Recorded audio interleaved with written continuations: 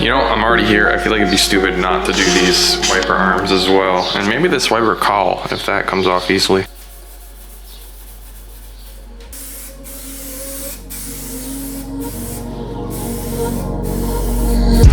Man, it's really hard to go wrong with this stuff.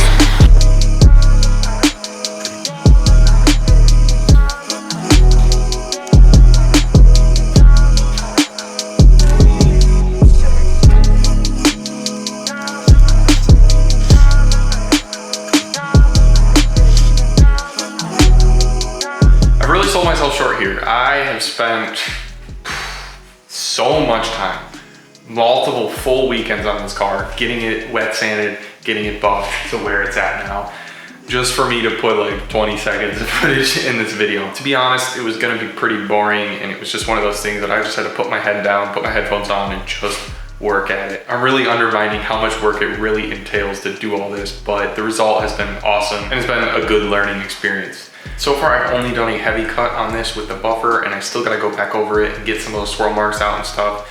The footage you saw of me buffing it, I was still kind of figuring it out and learning it, and I guess what I'm trying to say is that it ended up being much more of a learning curve than I kind of expected.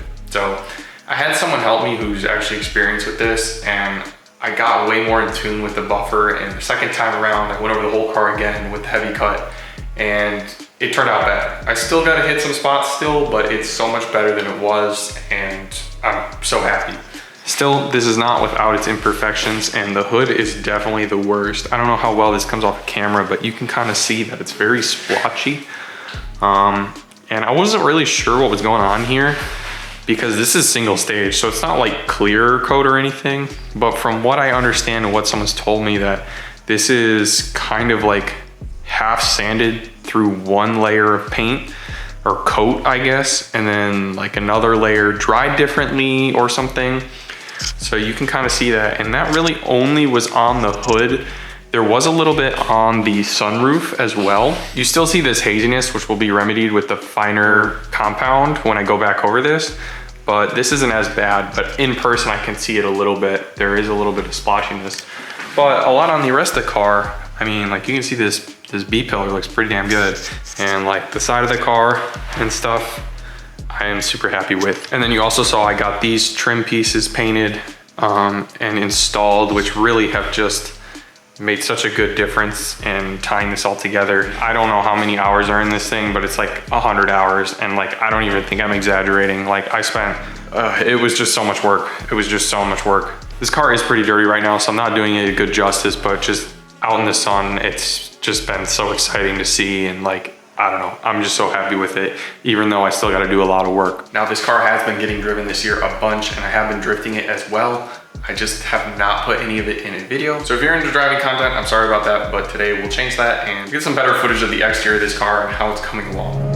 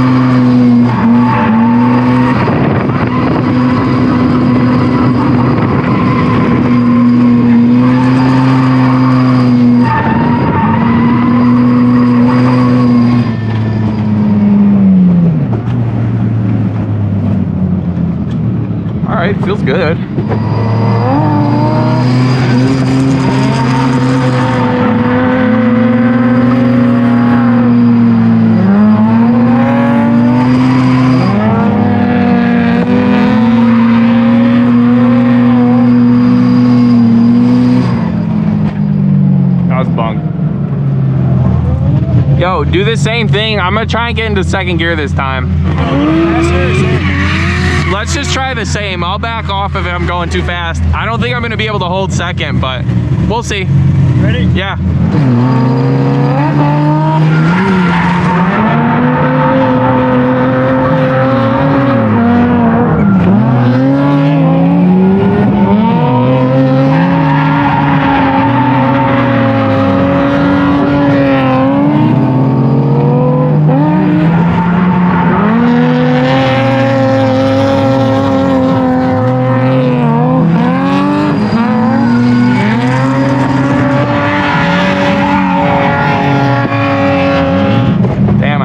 That first gear shift either, because honestly that entry wasn't bad.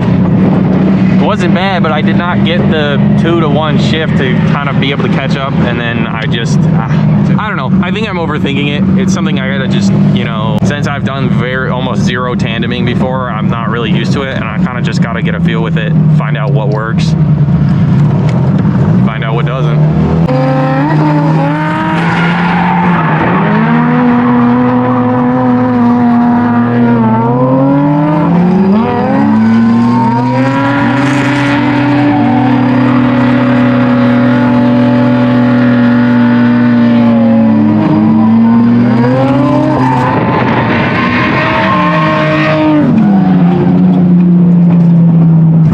You're just too fast. I was gonna say, I lose you on that, like, first straight. Yeah, so the first one, I can get second, and I can slide through, but then I bog down, I try and slam it in first, and by then, you're gone.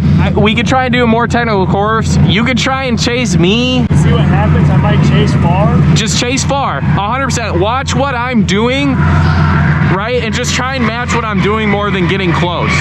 I'm seeing some pretty hot temps. Just because, you know, sitting at 7,000-8,000 RPMs for a minute straight isn't really the most ideal thing for cooling.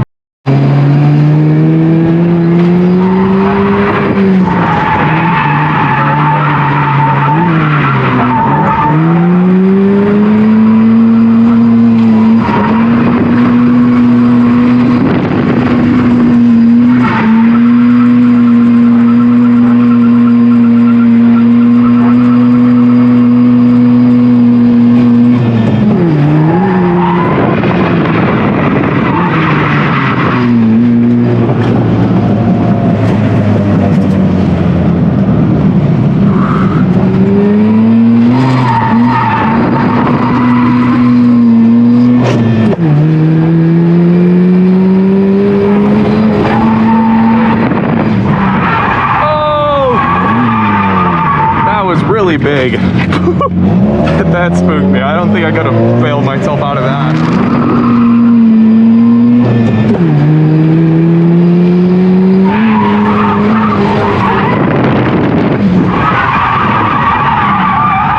Damn, not enough angle for that.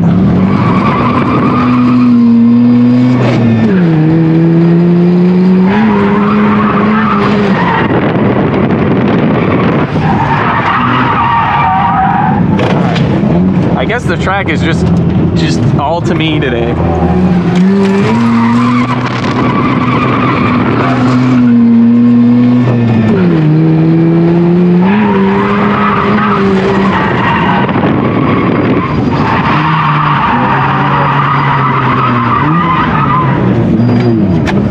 All right, we need to do a health check on this thing.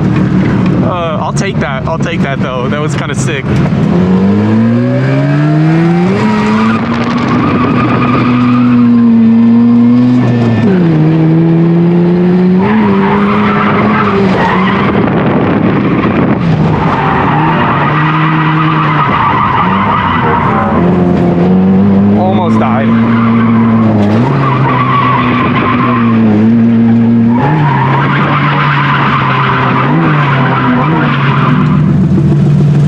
My tires slicked up. I don't know if I got, like, now that I put heat in them, they're at like 110. No, hold on. You want me to lead? Sure. Yeah, let's do that again.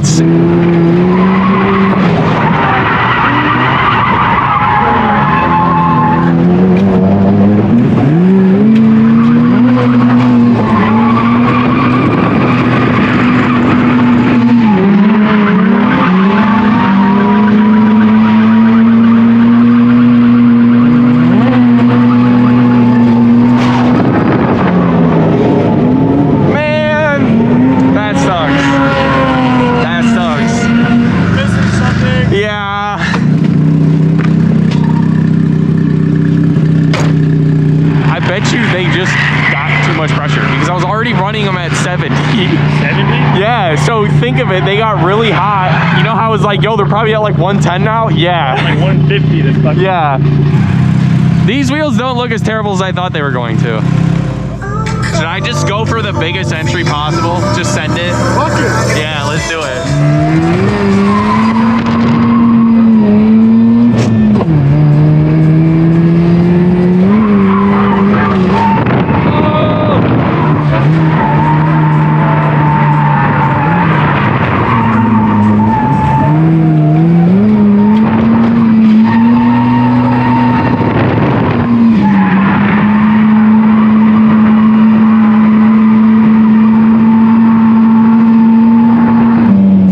These tires are fine. That looks pretty good. Yeah. You definitely sent it. Yeah, I tried to.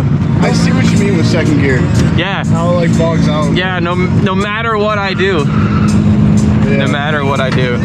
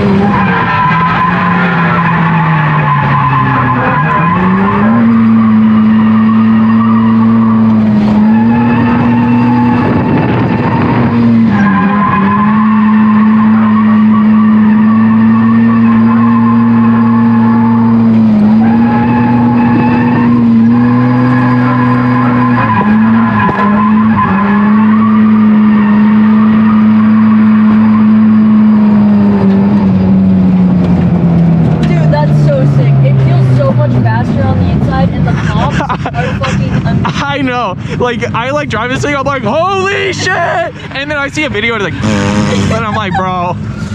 Yeah, I know. Once like this gets like 80 more horse, like 100 more horse, it because like chassis wise, like feeling, I love this car.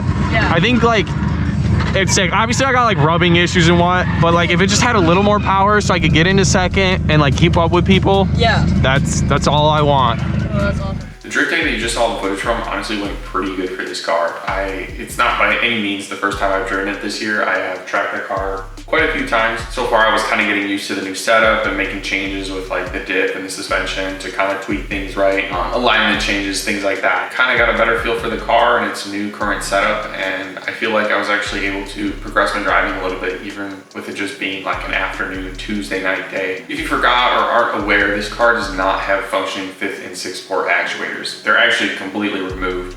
So there's really a huge lack of low-end torque, and I believe that's why the car struggles so much to get into second gear and actually be successful at a higher speed. Because no matter what I do, no matter how much I clutch kick it, and no matter how much tire pressure I'm running, it just bogs down. The actuators were seized shut, so I, at the time, just pulled them out, figured I was gonna be going turbo soon, and left it at that.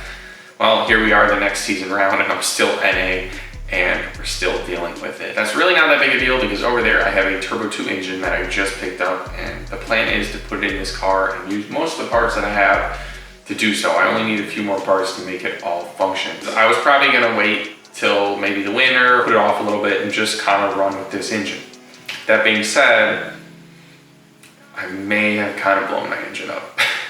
I didn't blow it up, but I'll give you a timeline evidence. It's Friday. I went and purchased that engine, picked it up, came home. Comes Tuesday, I bring this car to the track and I go drifting in it. Car runs great. It runs a little bit hot, doesn't overheat, but runs hot. I gotta make it clear that this engine was already tired. As far as I know, it's never been rebuilt. There's 820,000 miles on this car and, you know, worn out oil control rings, worn out coolant seals. But drove hard. I drove hard. Maybe subconsciously that's because there was an engine in my garage, so I wasn't so worried about this one, but I did go hard. It was all fine, drove home fine, great.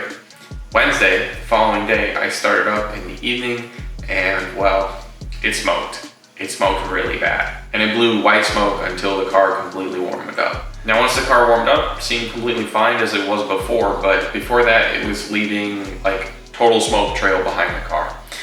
Now, I haven't started the car since. It's been a few days. So I'm gonna start it again and we're gonna see what happens, but I basically already know that it seems like the coolant seals on this engine have completely failed. So it looks like we're gonna be looking into doing the turbo 2 swap pretty soon.